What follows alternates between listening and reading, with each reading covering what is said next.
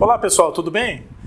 Muitas vezes quando chegamos a uma empresa como consultores ou como gestores e precisamos ter uma fotografia rápida do desempenho desse negócio, dessa empresa, qualquer primeira referência que a gente encontre nos dará uma boa pista de onde devemos priorizar e agir e principalmente para definirmos quais são as próximas perguntas. Não é preciso ser um especialista nem um contador para entendermos isso de uma forma bem simples e bem rápida. Precisamos só conhecer alguns indicadores importantes e saber fazer a pergunta certa. Eu vou mostrar isso para vocês agora, mas antes eu quero que vocês se inscrevam aqui no nosso canal do YouTube, logo abaixo desse vídeo, ative o sininho de alerta para novos vídeos e nos acompanhem também lá no Instagram. Como já vimos antes, em alguns vídeos, alguns documentos oficiais da gestão da empresa são fundamentais para nos guiar nas decisões e nos indicadores. Hoje nós vamos falar de alguns indicadores ligados ao balanço patrimonial, que é um documento bastante importante para a gestão de qualquer empresa.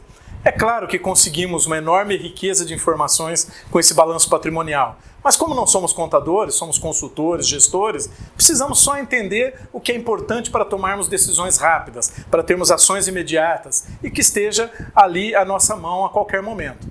Como já disse antes também, no vídeo específico sobre o assunto, muitas vezes esse documento é negligenciado, principalmente em empresas familiares, que normalmente não dão muita bola para ter um balanço correto. Mas caso tenhamos um balanço fidedigno, alinhado, que pode nos dar uma boa fotografia do negócio em um dado momento, pode ser bastante útil para a nossa gestão. A composição do balanço não vou aqui aprofundar, já falamos em outro momento. Basicamente ativos de um lado e de outro lado os passivos com seu patrimônio líquido. O que nos interessa não é especificamente esse ponto. Existem muitos indicadores possíveis de tirarmos dessas informações desse documento. Mas hoje nós vamos ver aqui basicamente dois grupos deles, dois grupos de indicadores, que darão uma boa pista de como está a situação da empresa. É o grupo de liquidez e o grupo de endividamento. A liquidez, o que interessa para nós consultores? Ela nos mostra a capacidade que essa empresa tem de pagar as suas dívidas.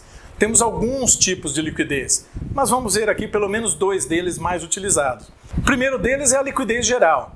É aquele indicador que nos mostra o quanto a empresa possui de dinheiro, de bens e direitos realizáveis, seja a curto ou a longo prazo, para arcar com as suas dívidas, com o seu passível exigido, aquilo que ele tem de compromisso para saldar. É uma visão como se a empresa fosse parar hoje. Eu comparo o que eu tenho de direito e de bens com o que eu devo. E isso, obviamente, nos dá uma noção, se eu parasse, se sobraria dívida ou não. Podemos ver nesse caso se a empresa consegue arcar com tranquilidade ou não os seus compromissos. Outro indicador bastante importante, talvez o mais utilizado, é a liquidez corrente. É aquele que nos mostra a liquidez de forma mais imediata.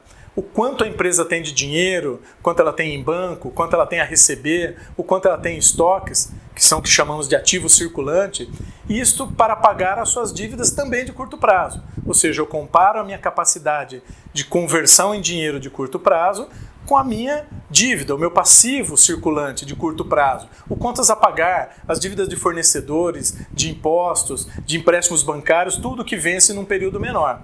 A pergunta a ser respondida aqui é: se pagarmos tudo isso com esses ativos circulantes, transformando ele em dinheiro, eu consigo saldar essa dívida também de curto prazo?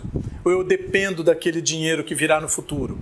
Essa é a resposta que nós temos que responder aqui. Se eu conseguir pagar dessa forma, de forma mais rápida, não preciso esperar a empresa vender seus bens para fazermos dinheiro e saldar algumas dívidas. Eu consigo saldar com o que eu tenho de mais fácil e mais rápido à mão. O cálculo aqui é uma simples divisão do ativo circulante pelo passivo circulante, os dois sempre ali de curto prazo. Uma outra liquidez bastante relevante para analisarmos é o que a gente chama de liquidez seca. Esse é um índice muito semelhante ao anterior, a liquidez corrente. Apenas retiramos daqueles ativos o estoque.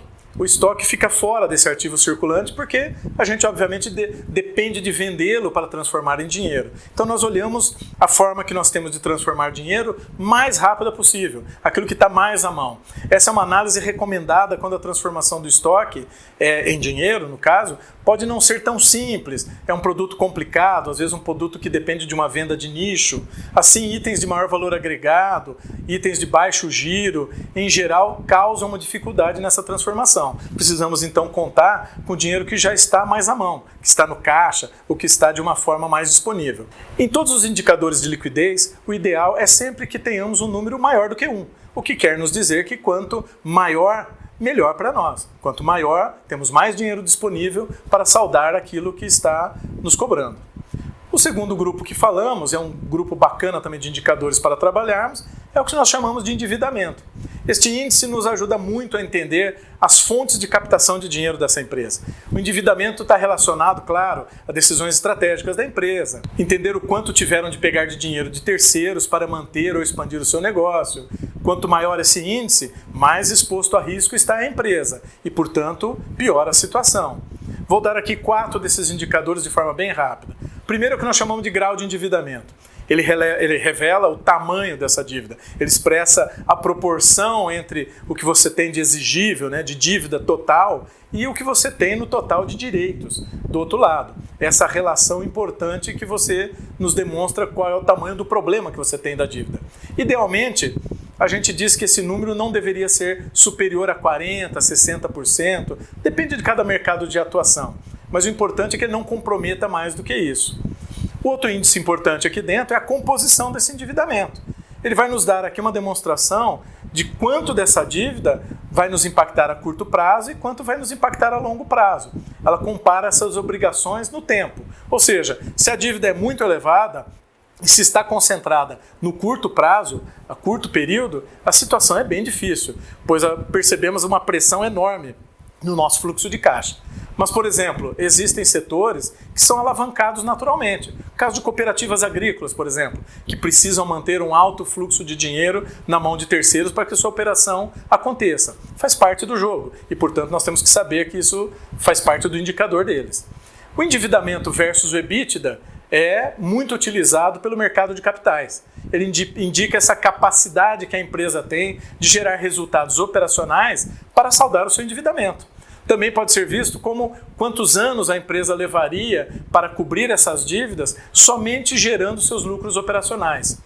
Não só o número, mas a tendência ao longo de um período é importante para essa análise. Não adianta ele ser só positivo, mas se ele se mantém positivo por um tempo, nos dá uma segurança a médio e longo prazo. Se o índice estiver reduzindo, indica que a empresa pode estar melhorando em vendas ou em eficiência operacional, o que também é bom. O contrário indica que a empresa está piorando seu endividamento e a médio prazo certamente vai afetar o seu patrimônio líquido, que é aquele dinheiro que nós já falamos que pertence ao sócio. Isso não é bom. De uma maneira geral, índices de endividamento abaixo de 2 vezes a sua geração de caixa é um índice aceitável. Mas, como eu sempre falo, depende muito de cada segmento. Como todos os indicadores, sempre vai ser determinado pela concorrência e pelo mercado onde você está inserido. Analisando com mais profundidade esses indicadores, poderemos ter as perguntas certas para já começarmos a definir as ações certas. E assim a gente pode agir de forma rápida para melhorar ou a liquidez ou o endividamento da empresa que nós estamos chegando. Eu espero que você fique atento a esses indicadores, ele pode trazer bastante informação para você e para melhorar o seu negócio. Um abraço, até o próximo vídeo.